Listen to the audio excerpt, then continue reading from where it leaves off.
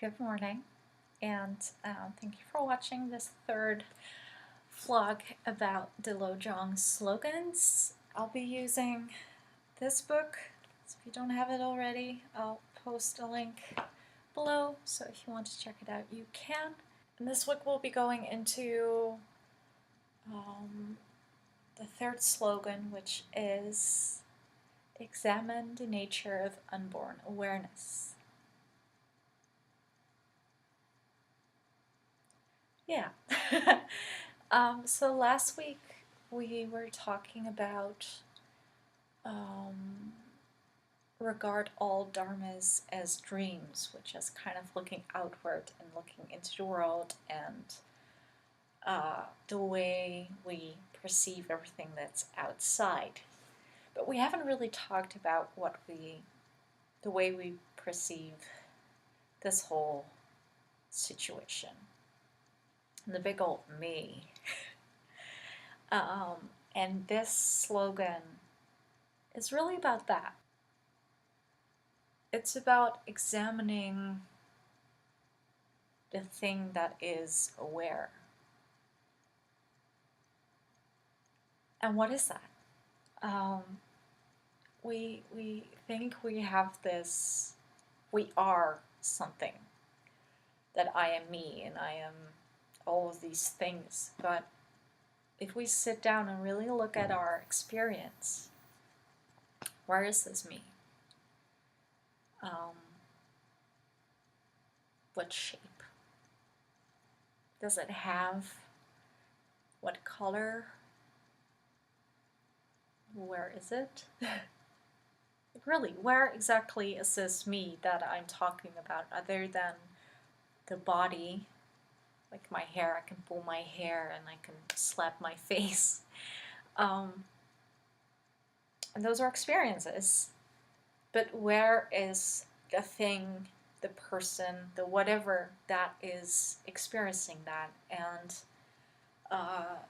we can really get scientific or philosophical about this whole question. We can do brain scans and figure out where consciousness and awareness is. But at the time of Atisha, there weren't any brain scans. So I think this slogan is very much about looking into your own experience.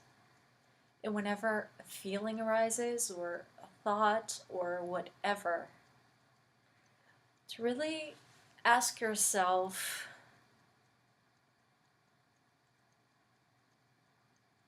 where is it coming from? Where is it coming from? And who is experiencing it? And I found that in meditation, I can see when a thought has arisen. But I don't really see it coming. And I can't really point at a point in space and time when it was kind of like, oh, hey, here I am, right? It's like, I don't know how to do that. We notice when it's there. I notice when an emotion has come up, or I get hung up. But it's very hard to point at where that came from. It really is. And if we kind of look at the previous slogan, it's really easy to kind of be like, oh, look at me, I got it. Woo. Look at me being all wise and dharmic. Okay, congratulations. But who is this me who understood? And I think that's what this slogan is about. It's just kind of cut the crap and be curious. And I always feel like Dharma and the Dharmic path is, it's so layered. And when I was reading the slogan, I had to think about Harry Potter. In the first movie, you know, when they go and get the Philosopher's Stone, um, they kind of got stuck in the devil's snare. So I hope you've seen Harry Potter, because otherwise this won't make any sense, right? So they're stuck, and then Hermione says, well, you have to relax, because otherwise you'll probably die. So she relaxes and she falls through. And you're like, oh, thank God. She made it, right? And then Harry goes through, and eventually Ron, who's really struggling. But then there was the next obstacle. So there's almost also like no ending to it, because you might think you've realized something, or you've experienced something very meaningful, and I'm not denying that you have. I'm also not saying that I think I've ever had, because obviously sometimes realizations happen. But it's almost like every realization is also another trap. And it's that constant motion of discovering and cutting the crap that is the path.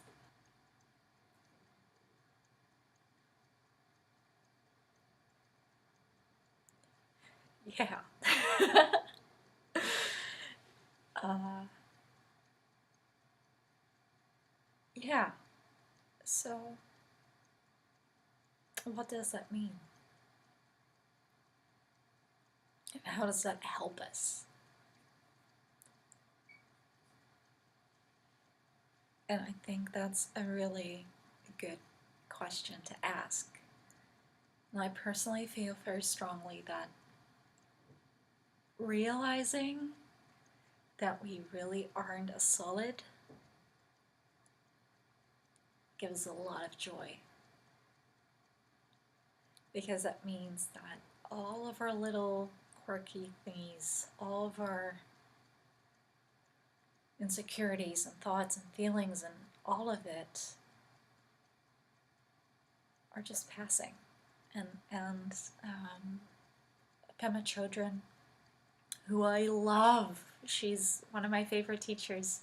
She talks about the cocoon, about this grand old me that we've made as a passing memory, as something that's continually moving. And even when we think we've got this present moment, it's already gone. And I think that's a very interesting way of looking at things, because we get hung up on things, and we have these patterns that we weave around ourselves.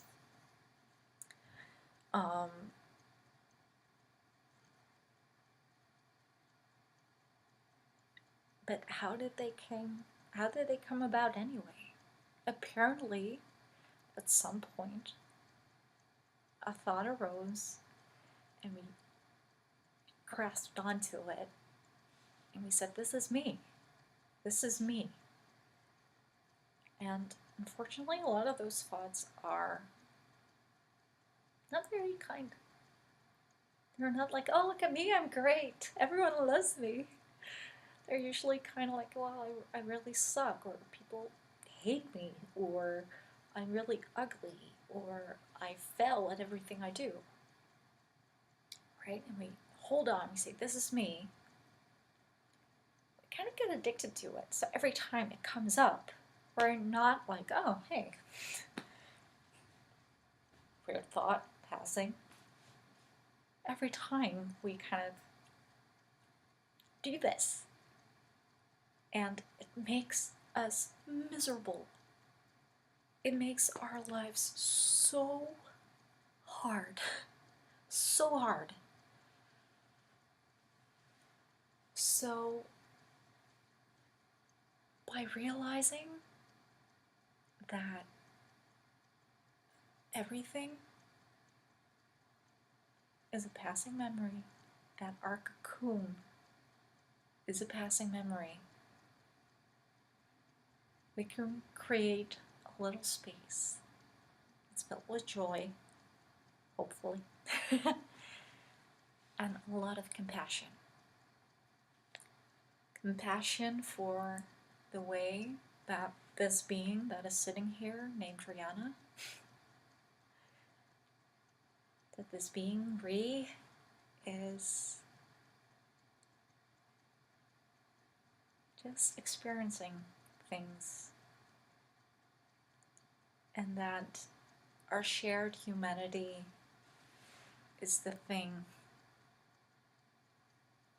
that makes us most miserable. Mainly, that we all suffer.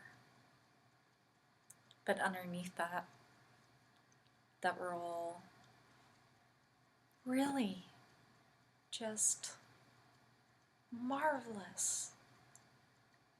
We are these beings who can feel and see and smell, and